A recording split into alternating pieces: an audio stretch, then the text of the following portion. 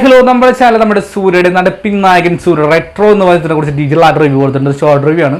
റെട്രോയെ കുറിച്ച് എന്താ പറയുക, സമീപകാലത്തായിട്ട് തുടരെ പടക്കം പൊട്ടിക്കുന്ന സൂര്യയുടെ കയ്യിൽ നിന്നും വീണ്ടും ഒരു ഗജരാജ കൊണ്ട് തന്നെ പൊട്ടിയിരിക്കുന്ന അവസ്ഥ കണ്ടപ്പോൾ എനിക്ക് എങ്ങനെയാണ് തോന്നിയിട്ടുള്ളത്. പറയാന്ന് വെച്ചാൽ ഒരുപാട് നെഗറ്റീവും കുറച്ച് പോസിറ്റീവും ഘടകങ്ങളും മാത്രമാണ് പടത്തിലുള്ളൂ. അപ്പോൾ അത് ഡീറ്റെയിലായി എന്താണ് താല്പര്യം എന്ന് കണ്ടു നോക്കുക. കാർത്തിക് സുബ്രാജ് എന്ന് പറയുന്ന ഡയറക്ടറിലുള്ള വിശ്വാസം ഇതോടുകൂടി നഷ്ടപ്പെടുന്ന അവസ്ഥയാണ്. സൂര്യയെക്കുറിച്ച് പറയുക എന്താ പറയുക, സൂര്യയുടെ കഥ കേൾക്കുന്നു ചോദിക്കുക. അതുകൊണ്ട് തന്നെ അതൊന്നും പറഞ്ഞിട്ട് കാര്യമില്ല, എന്തായാലും അവിടെ പരാജയപ്പെട്ടു പോകുന്ന ഒരവസ്ഥയാണ്. ഇനി പണ്ട് കാലം മാറ്റം സംഭവിക്കുക ഉള്ളൂ എന്നറിയില്ല. ഒരു മികച്ച ഒരു നടൻ തന്നെയാണ് സൂര്യ, യാതൊരു തർക്കമില്ല.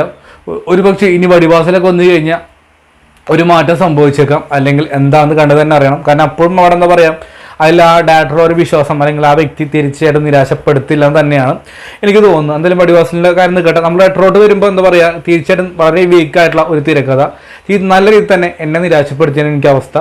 കാശ് നോക്കിയാൽ ജോർജ്, ജയറാം, പൂജ ഖണ്ഡെ, സാഹസിക വിജയ്, അതുപോലെ തന്നെ നാസർ തുടങ്ങിയൊക്കെയാണ് പ്രധാനമായും കാശിങ്ങായി വന്നിട്ടുള്ളത്.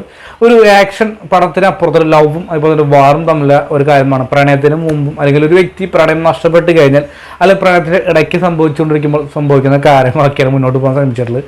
അതിൻ്റെയൊക്കെ ഗോൾഡ് വിഷും വേലും പരിപാടിയും കാര്യങ്ങളൊക്കെ മുന്നോട്ട് പോകുന്നുണ്ട്. അപ്പോൾ ഒരു തരത്തിലുമായിട്ടും എനിക്ക് ഇൻട്രസ്റ്റിംഗ് ആയിട്ടുള്ള കഥാപാത്രത്തിന് പൂർണ്ണതയ്ക്ക് പ്രേക്ഷകരുടെ ഒപ്പം നിൽക്കാനും സാധിച്ചതെന്ന് തന്നെയാണ് ഏറ്റവും വലിയ നെഗറ്റീവായി എടുക്കാൻ വേണ്ടി എനിക്ക് തോന്നുന്നുള്ളൂ. മ്യൂസിക്കിൻ്റെ കാലത്ത് വരുന്ന സന്തോഷ് നാരായണാണ് മ്യൂസിക് ചെയ്തിട്ടുള്ളത്. ഈ സമീപകാലത്ത് വെച്ച് വളരെ വീക്കായിട്ടുള്ള ഒരു മ്യൂസിക് തന്നെയാണ് സംഭവിച്ചത്. കാരണം പല ഭാഗത്തും ഡൗൺ ആയി പോകുന്നുണ്ട്. ഒട്ടും തന്നെ കേട്ട് പരിചയമുള്ള സ്റ്റോറിയും പരിപാടിയും കാണാൻ, അതുകൊണ്ട് തന്നെ ആയിരിക്കും ആ മ്യൂസിക്കിനും കാര്യമായിട്ടുള്ള ഒരു പ്രാധാന്യം കാര്യങ്ങളൊന്നും കൊണ്ടുവരുന്നില്ല. നമ്മൾ ടീസറിൽ കണ്ട പോലുള്ള ഒരു ഇമ്പാക്റ്റ് പോലും കിട്ടുന്നില്ല.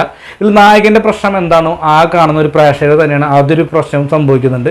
യാതൊരു ഫീലിംഗ് കിട്ടുന്നില്ല. അപ്പോൾ ഡീറ്റെയിൽ ആ റിവ്യൂ ചാനലുണ്ട്, കണ്ടു നോക്കുക. ബൈ.